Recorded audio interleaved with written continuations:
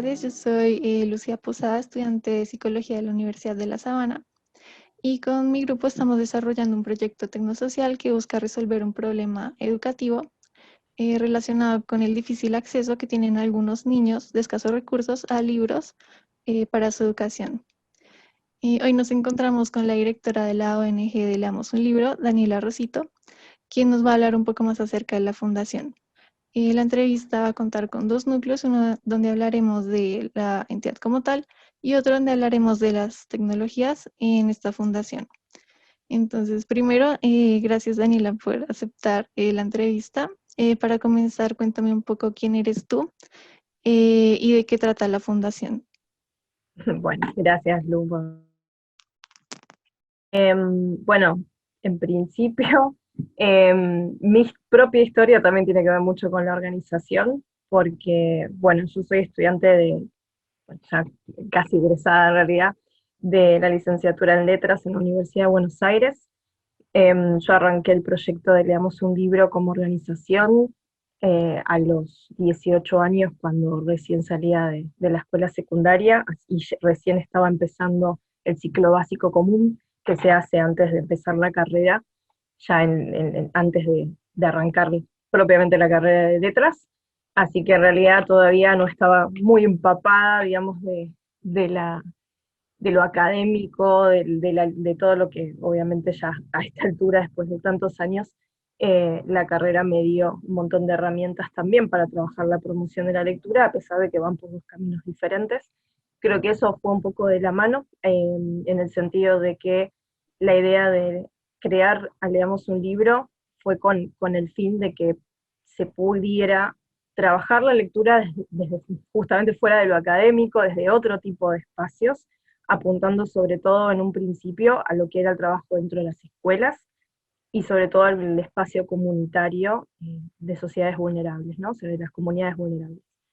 Eso fue como el puntapié para trabajar a raíz de una experiencia que tuve en escuelas públicas acá en la zona norte del Gran Buenos Aires, en Argentina, que lo que me permitió a mí fue conocer otras realidades de las que yo no había entrado en contacto cuando era chica, por lo cual eso me hizo dar cuenta de que el acceso a la lectura, porque justamente la experiencia tuvo que ver con eso, con el poco o casi nada de acceso a la lectura que tenían chicos en escuelas de la zona norte, que es una zona norte muy potentada, aún así había situaciones de vulnerabilidad, había situaciones de poco acceso que tenían que ver con las escuelas, sobre todo escuelas públicas, en el cual el material estaba, pero no había circulación. Por lo cual, a la falta de material que podemos ver en el interior de nuestro país, o en zonas rurales, o en otras, obviamente, zonas vulnerables dentro incluso de la provincia de Buenos Aires, se le suma la imposibilidad de la circulación, ¿no? Por varias razones, algunas institucionales y otras por desconocimiento, por falta de herramientas también en lo que es la promoción de la lectura. Por lo cual, ahí también hubo digamos, una conversación que he tenido desde el principio con las personas a cargo de las bibliotecas de las escuelas, docentes incluso también de esas escuelas en las que yo estuve haciendo otra cosa, que eran entrevistas para otorgar becas a los padres de parte del Ministerio de Educación. Y en ese contacto con esas familias vi que la realidad era muy dura para la cual la escuela no estaba respondiendo con cosas básicas como poder darle el material de estudio a los chicos que asistían a esa escuela y que estaban encima necesitando una beca, por lo cual había cosas muy contradictorias en ese sentido.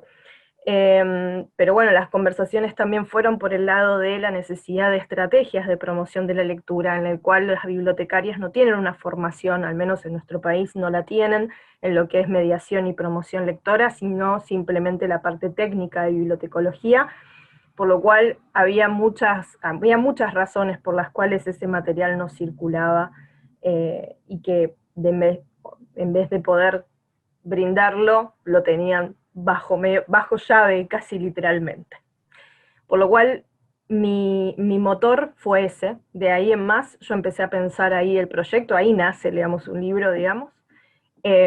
Hasta que después se fue dando forma, o sea, éramos muy pocos, éramos un grupo de voluntariado que hacía simplemente como acciones para tratar de ver, entender qué se podía hacer para colaborar, que justamente esos libros salieran de esos estantes, se pudiera facilitar el acceso a la lectura, qué herramientas podíamos aportar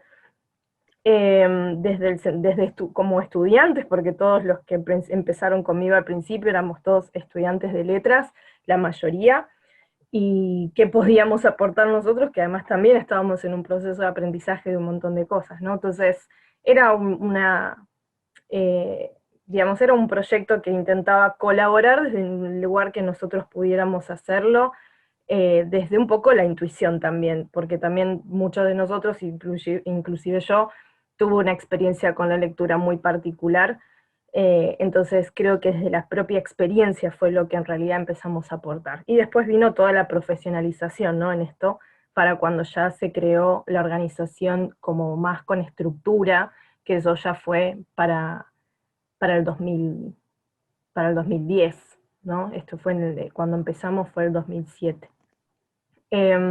Así que bueno, así fue cuando nació Leamos un Libro, y hoy como organización en particular se dedica a lo que es la promoción y mediación lectora desde un enfoque interdisciplinario. Siempre es nuestra marca, digamos, diferenciadora. El enfoque interdisciplinario para nosotros es sumamente importante, porque para mí la lectura y para la organización no es el fin único, ¿sí? O sea, sino que nosotros entendemos la lectura como una puerta de entrada para otra cosa, como un medio, ¿sí? Para transitar, o para un proceso que se puede, donde la lectura está en el medio, y como un fin, sí, a un punto de llegada. Pero son esas tres cosas, o sea, no es simplemente a la lectura es donde tenemos que llegar y ahí se queda y ahí se cierra. Por eso mismo, para nosotros trabajar con distintas disciplinas artísticas, un montón de cosas que hemos transitado con la promoción de la lectura, nos sirven para este camino, para justamente trabajar la lectura desde diversas maneras, diversos enfoques, y sobre todo trabajándolo ampliamente desde lo que es la primera infancia hasta lo que es la tercera edad.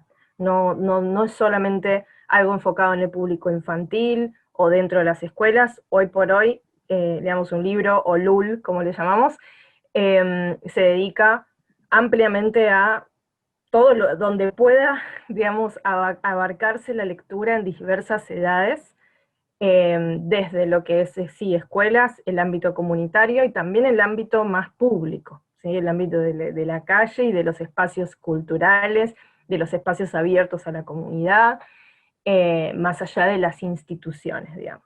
Eso sería un poco como la síntesis. Ok, listo. Digamos que en todo ese tiempo que la fundación lleva funcionando, ¿a qué éxitos pues han tenido y qué obstáculos han tenido que enfrentar en ese proceso? Obstáculos un montón. Capaz ahí claramente desde el principio hubo muchas resistencias. Sobre todo porque acá en ese momento no había una creencia, o sea, primero porque no había proyectos similares en mi zona. Entonces la duda que tuve durante mucho tiempo cuando empecé este proyecto fue si realmente esto funcionaba en algún lugar y nadie se daba cuenta. O sea, había grupos de promotores de lectura, o sea, había como organizaciones, no había. Y a mí eso me sorprendió mucho, porque hay muchas, o sea, tenemos una cultura justamente muy, sí, muy lectora, pero en algún punto hay como, o sea, hay una cuestión elitista, ¿no? También, sobre todo en Buenos Aires. Entonces, y sobre todo en la zona norte de Buenos Aires. Entonces, la cuestión era que me encontré con muchos grupos, quizás enfocados simplemente en llevar lectura o narración oral a las escuelas, grupo de cuentacuentos, grupo de abuelas cuentacuentos, que acá es muy conocido, y es hermosa la propuesta, pero son grupos muy cerrados con un fin de ir solamente a leer, nada más. No hay nada más que ellas tengan como el fin de hacer, ¿no? Digo ellas porque en general son todas mujeres. Eh, entonces, hasta ahí eran las propuestas, y para mí eso, primero, era una oportunidad, pero también fue un obstáculo porque fue difícil tratar de también aliarnos. O sea, hubo dificultades en generar alianzas desde un primer momento, todavía sigue siendo complicado las alianzas, porque las organizaciones y los grupos más locales, más comunitarios, son muy cerrados. A pesar de que somos una cultura muy abierta, muy solidaria, en algún punto sí somos cerrados quizás entre nosotros. Yo creo que esa cuestión nos jugó un poco en contra para despegar el proyecto, para crecer más, y sin embargo sí encontramos muchas puertas abiertas que quizás nos han ayudado a entender cuál era la dinámica que teníamos que encarar, cuál era la, la mejor manera digamos, de ofrecer herramientas, las necesidades que tenían los demás, o sea, escuchar. Somos una organización que nos gusta mucho sentarnos a escuchar al otro, ¿sí? Y ver cuál es la necesidad que tiene el otro, para después ahí crear un proyecto, alguna experiencia de promoción lectora que pueda servir a justamente contemplar esa necesidad. Y en ese sentido creo que no hay muchas organizaciones que precisamente trabajen desde ese punto, sino al revés, donde vos en realidad te sumás a una organización como voluntaria y acá está el diferenciador, vos vas a moldarte a una estructura que ya está creada. Vos no vas a ir a decir yo tengo esto y quiero hacer esto y quiero que la organización me acompañe. En todo caso vos vas a ya acompañar a la organización con lo que ya tiene y ofrece o tiene para dar. Acá es al revés, y esa es un obstáculo y una oportunidad, un logro, porque nos destacamos por justamente hacer que el otro venga a decir, quiero que vengas a trabajar conmigo en esto, ¿no? Que venga a traer propuestas, que tenga una idea y yo lo ayude a crear una actividad, a generar un programa. O sea, directamente vos podés entrar en la organización y no necesitas ocuparte de tareas mínimas, podés directamente ya ocuparte como coordinadora de una actividad, o empezar a crecer rápido dentro de la organización, justamente tomando ciertos roles y más responsabilidades en esto, porque nosotros necesitamos que las organizaciones funcionen así, si no el compromiso no se genera, no se fomenta desde la propia organización. Y para mí eso es una oportunidad, pero también es un obstáculo porque hay que todavía romper un poco los esquemas. Hay mucho todavía de resistencias. Uno está acostumbrado también por el ámbito laboral de cada uno a que uno va y le espera a que le digan qué tiene que hacer, ¿no? Y acá nosotros somos al revés. Y el voluntariado en sí es distinto, ¿no? En ese sentido creo que, bueno, ahí hay oportunidades y éxitos logrados. Y después sí, por supuesto que el éxito vino también de la mano de la confianza, de las alianzas, de las personas que han asistido a actividades y han entendido que es necesario tomar un enfoque diferente en la promoción de la lectura. Eso también creo que se vio mucho cuando uno tiene reconocimientos, ¿no? Por fuera. Hemos tenido siempre el reconocimiento del municipio en el que nosotros nos instalamos, también de la Ciudad de Buenos Aires, del gobierno de la Ciudad de Buenos Aires, mucho de la parte de cultura con quienes hemos trabajado, y la parte de voluntariado social. El hecho de que quieran seguir trabajando con nosotros, para mí eso es un éxito siempre. El haber, de hecho, llevado LUL a un reconocimiento incluso internacional con un premio de la gente ahora ya se me fue el nombre, pobres, de la JCI, que en realidad es como sí, International, no me acuerdo mucho las siglas, nunca me acuerdo las siglas de las cosas, pero bueno, digamos, una asociación de jóvenes que junto a la Cámara Argentina de Comercios y Servicios premia a los que son jóvenes emprendedores en distintos ámbitos, y me tocó en el 2017 ser parte de eso, y para mí eso fue como, bueno, el mimo, ¿no? Como le decimos acá, el mimo que necesitábamos para justo cuando cumplimos 10 años de la organización, empezar como una nueva etapa. Para nosotros fue como un antes y un después, y yo creo que el éxito en realidad viene dado por el gracias que hay del otro lado de todas las personas que asisten a cualquier actividad de Leamos un Libro. Y obstáculos muchos, como te decía, y sobre todo esto, las resistencias. Después son cuestiones burocráticas, si querés, cuestiones más institucionales, las escuelas son difíciles, es muy difícil tratar con docentes, con directivos, hay muchas resistencias por muchos lados, también por una cuestión de esto que tenemos, ¿no? De defender mucho el lugar en el que estamos, entonces no querer quizás, no porque no quiera trabajar con otro, o no quiero que otro venga a decirme cómo puedo hacer las cosas, sino simplemente nos sale ser así un poco defensores de nuestra propia área, y nos cuesta como querer encarar cosas nuevas o cambios, pero a veces son necesarios. Y si bien hay resistencias, a la larga las cosas traen buenos resultados, o sea, se logran las cosas. Y digamos que esta situación de la pandemia, ¿cómo los afectó en sus proyectos como fundación?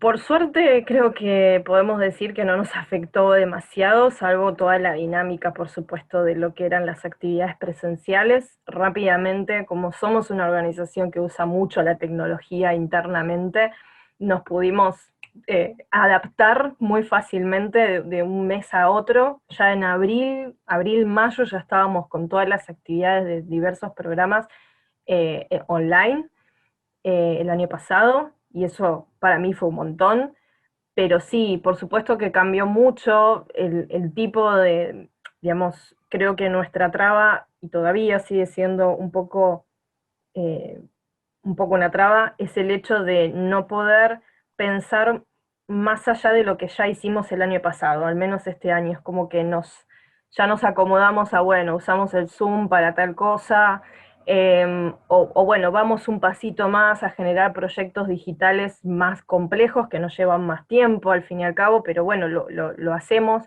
pero no, somos, digamos, un poco, si bien usamos mucho la tecnología, como que nos quedamos ahí, como en el camino de lo cómodo, diríamos, ¿no? En el lugar cómodo de siempre replicar lo que ya funcionó el año pasado. Y dar un pasito de a poco, un poco más complejo. Pero bueno, la tecnología, lo que pasa es que, bueno, en esta situación no sabemos qué va a pasar nunca al otro día. O sea, es como todo cambia semana a semana, al menos por acá, creo que para todo el mundo. Sí. Entonces me parece que tampoco, creo que todas las organizaciones con las que hablé le pasa lo mismo. No podemos planificar a largo plazo, y casi te diría que ni a mediano plazo. Entonces eso hace que nosotros nos amoldemos a lo que conocemos y ya funciona y ya sabemos que sirve. Todo lo que es virtual, los clubes de lectura, especiales de charlas con invitados, los eventos, todo pasó en formato online, casi todo más o menos igual para no marear a la gente tampoco, que ya sabe cómo funcionan las cosas y que bueno, se amolda también un poco a lo que ya sabe. Y funcionó muy bien. Lo único que perdimos en nuestro caso, que sé que para muchas organizaciones esto claramente fue un problema, es la cuestión del financiamiento que no han podido tener a causa de tener que cancelar ciertos eventos. Se te va a cortar, creo. Sí. Sí. Pero bueno, pues cualquier cosa, volvemos. Y bueno, básicamente la cuestión del financiamiento a nosotros no nos afectó demasiado porque precisamente ahorramos mucho de los fondos porque no teníamos la presencialidad y lo que implica la presencialidad en los gastos. Porque también lamentablemente hubo programas de voluntariados que trabajan con la tercera edad o que trabajan dentro de las escuelas que se tuvieron que cancelar y que de hecho hasta el día de hoy no reanudaron. Eso sí nos golpeó bastante porque tenemos a todo un grupo de voluntarios inactivos desde marzo desde el 2020. Y eso afecta mucho los ánimos, o sea, internamente hay cosas que resolver, pero bueno, o sea, son consecuencias de una circunstancia que nos supera y que estamos intentando, tratando de que podamos revertir de alguna forma, pero tampoco depende tanto de nosotros, sino de los voluntarios mismos que están en esos equipos de trabajo, que hoy por hoy hay muchos que no tienen muchas ganas tampoco de intentar casi lo imposible en algunos casos. ¿Mm? Y donde hay trabas ya a nivel obviamente de herramientas, los geriátricos no tienen la internet como tenemos nosotros en casa, y la dificultad de los abuelos de que tienen que tener una tablet cada uno, si es así, para poder interactuar más personalizadamente, con todas las dificultades que tiene la tercera edad. Se hace muy difícil porque además eso debe ser sostenido con personas que estén a cargo de cada abuelo, igual que en las escuelas, ya de por sí es bastante complicado porque son escuelas que no tienen conectividad, justo precisamente las que ayudamos, entonces tenemos que cambiar un poco el foco ahí y ayudar por otro lado. pero dejamos de lado entonces a quienes podíamos ayudar. Es un poco complicado, todavía a eso sí que le seguimos dando vueltas, y ahí sí hay un gran obstáculo que la pandemia nos trajo. Ok, bueno, y teniendo en cuenta eso, digamos que qué tecnologías tenían antes de la pandemia y Mm. cuáles implementaron o les gustaría implementar a partir de eso.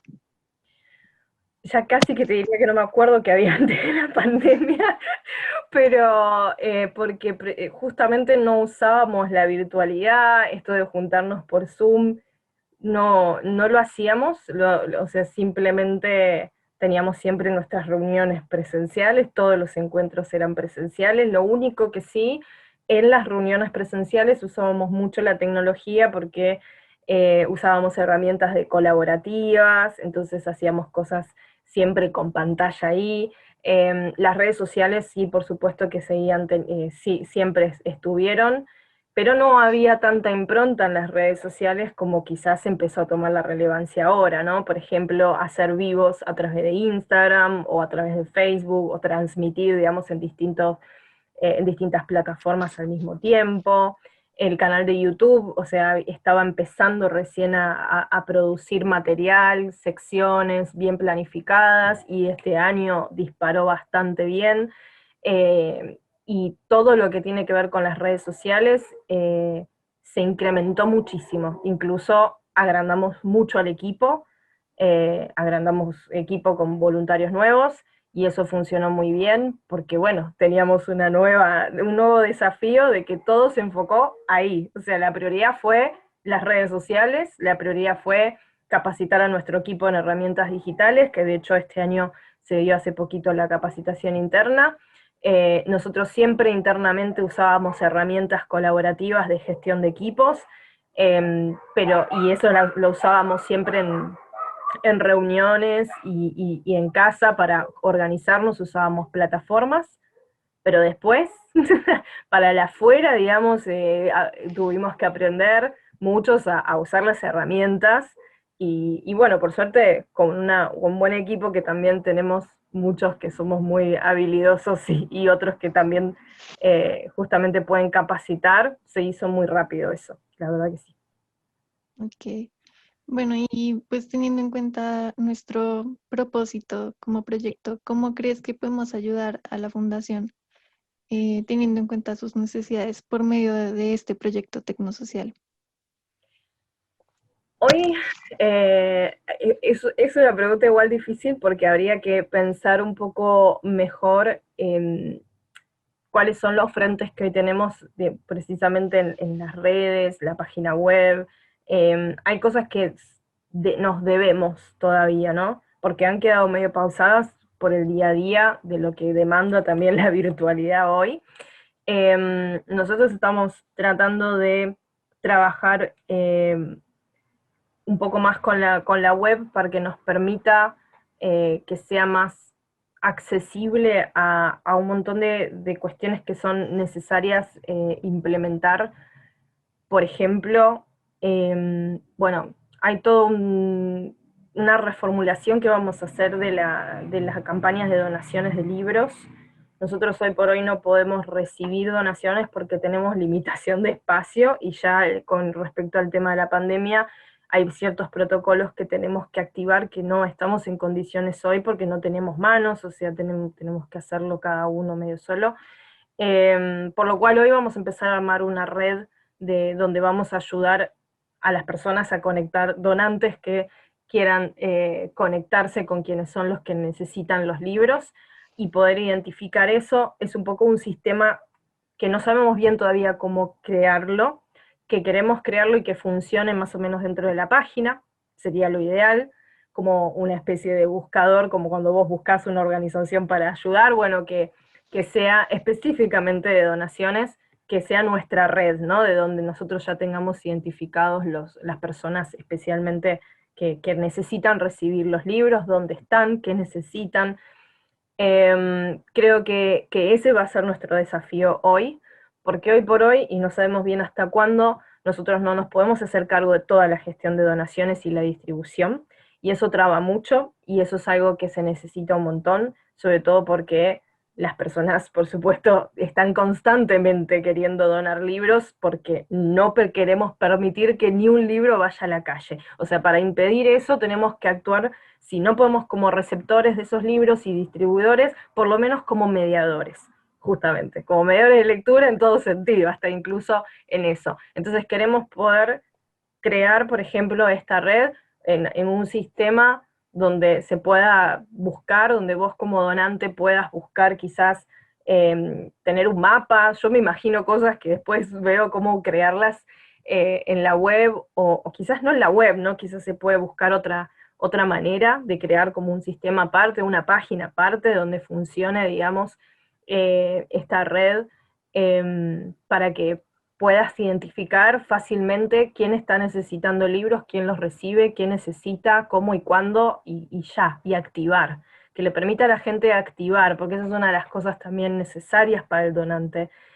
Cuando uno, es una realidad, cuando uno quiere sacarse, digamos, libros de su casa, la saca porque se va a mudar y vos no vas a poder esperar que te llamen a ver cuándo necesitas. Necesitas sacarlo ya, necesitas llevarlo a algún lado lo más inmediatamente posible. Si tenés un tiempo, o estás organizando y te estás sacando, digamos, libros que ya no vas a usar y los querés donar, bueno, quizás te puedas organizar, pero tenés que tener como muy en claro a dónde van a ir, porque si no, eso seguramente termina en la calle. Lamentablemente es así. Y queremos evitar eso, porque claramente hay una amplia demanda de necesidades de obtener libros, sobre todo en lo que es el interior del país. Entonces necesitamos como esa ayuda para poder gestionar algo que, que por lo menos nos sea realista hoy a nosotros poder hacer. Entonces, en ese sentido, creo que esa es una de las cosas, como un pasito más para poder trabajar desde lo tecnológico, porque hoy todo pasa por ahí. Sí, claro. Entonces, digamos que concretando sería una red de búsqueda de fundaciones donde se pueda donar, y esa red se implementaría o propones en su página web o aparte, Sí, y ya, esas serían las sí. opciones. Listo. Sí, sí, básicamente. Sí, la idea es que nosotros vamos a hacer como, bueno, ese rastreo de contactos. Nosotros ya tenemos una red de contactos institucionales de quienes reciben libros, con quienes nosotros hemos participado ya a lo largo de estos 13 años de trabajo, a los que les hemos donado libros muchas ocasiones, y que hoy yo no tengo los libros, pero quizás alguien ya directamente puede ir y contactarse y hacer esa gestión directa, sin que nosotros seamos el intermediario, sobre todo para la recepción, sino que simplemente mediemos esas conexiones a través de un sistema. Listo, pues eso sería todo. Muchas gracias por la entrevista. No, por favor, a vos, y bueno,